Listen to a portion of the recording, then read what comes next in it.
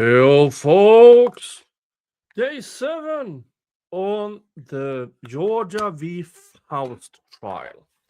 The cold case from 2001, where Tara Baker was her life was cut short through absolutely horrible means. Mr. Faust is charged because his liquid DNA, you know what I mean, but I can't use the correct words if I want to keep monetization here.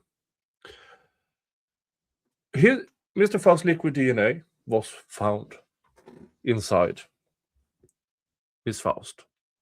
Miss Baker. But not in the graped area. In the graped area was her then boyfriend, according to himself, Chris Milton. And yesterday was a really bad day for Chris Milton. Really, really bad day. Today got better. Today, this guy showed up. Mr. Rickett, former officer. Well, he's still a detective, by the way. Just works at another place. Back in 2001, he held interviews with Chris Milton on January 19th and January 21st. And he starts explaining away but the injuries on the hands. He says, he says stuff about Mr. Milton's hands. He says that on the stand. But once confronted with the recording, all he says is, "Do you want to wash those up?" He claims it's about the hands, but it's but either way, things are looking up for Chris Milton with this guy's testimony. He explains about the alibi, how it is absolutely rock solid based on Mr. Milton's word alone, because apparently that is how cops work. They do the first 72 hours like he did, and you puzzle it all together. So the discrepancies in Chris Milton's and his co-worker / friend, well, that's normal. Okay. Apparently, it is normal to describe they went to different places at different times. Apparently. And apparently, it is okay to go by Mr. Milton's word alone because there's no pay stubs, there's no records, they didn't keep the video when he claimed he was at the bank. There's literally nothing to show Mr. Milton even was running a firm because they didn't say anything. Now, does that mean Mr. Milton didn't work as a plumber? No, of course not. It means he was probably unregistered. Day labor.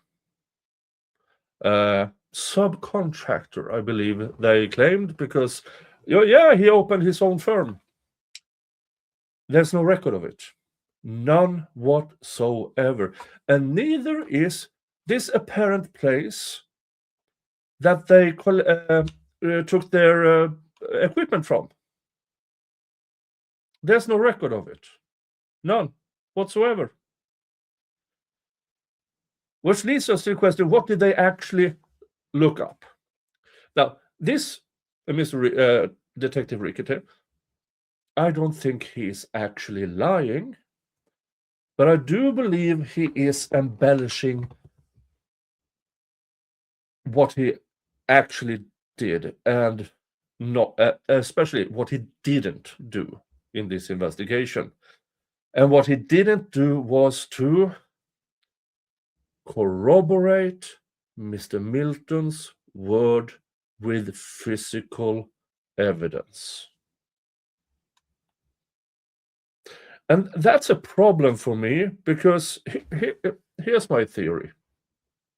If Mr. Milton had been on trial for the ending, grape, arson, all of that, every discrepancy in his alibi would have been used against him. If you followed my channel for a while, we have watched a lot of trials.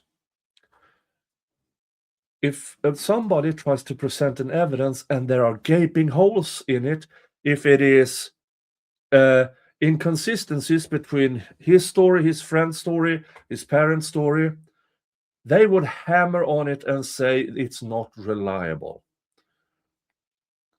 But since they now have Mr. Faust at trial, all of a sudden, those discrepancies and inconsistencies is nah.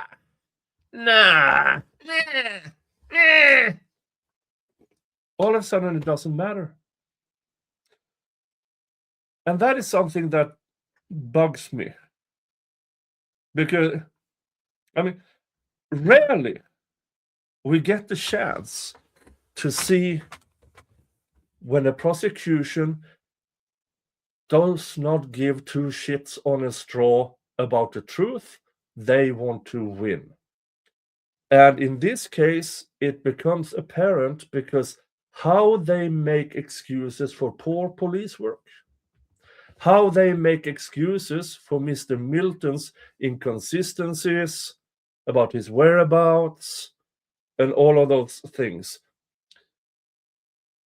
They even, and I've been through this in my other videos, once Mr. Milton's liquid DNA was found in the graped area of the victim, the officers who interviewed him helped him explain it away. Because the other liquid DNA belonged to Mr. Faust. And now, a thought experiment. Remove Mr. Faust from this equation. Do you honestly think the prosecution would have gone with, oh, it must have drizzled from somewhere else and up into the graped area? Oh, hell no. His inconsistent statements would have been used against him. Everything would have been used against him. And sadly, this guy, who, but again, I don't think he's lying on the stand, but he is,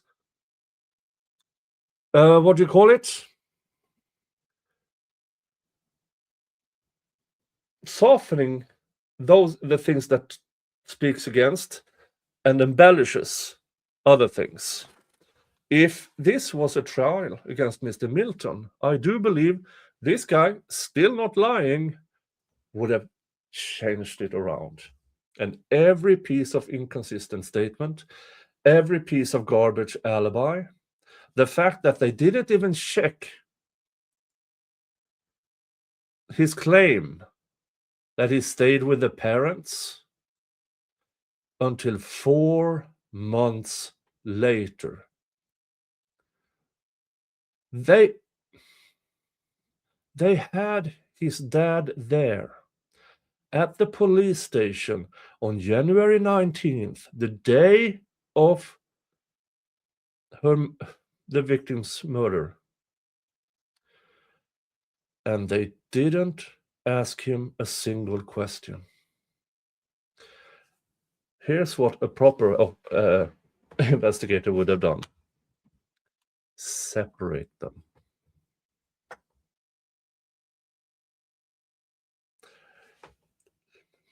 Hey, Dad, could you please come out here because we might ask some uncomfortable questions, yada yada yada.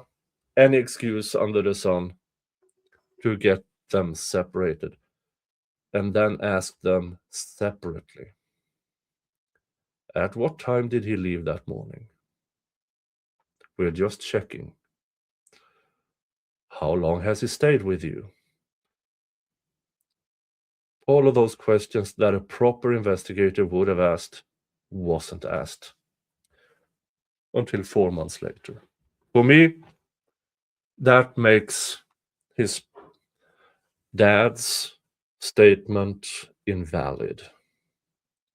They waited too long to ask him. So yeah, but again, this day has been good for Mr. Milton, the ex-boyfriend or boyfriend, or depending on who he talked to or who the investigator talked to. According to himself, they were practically engaged. According to her roommates, the victim's roommates, there was a sudden stop. New Year's weekend, where she hung out with him and when she didn't. That would have been used against him if he was on trial. But thanks to Mr. Rickett here, and the prosecution, and the judge, all we get is reasonable doubt against Mr. Milton's guilt. Folks, we are on day 7,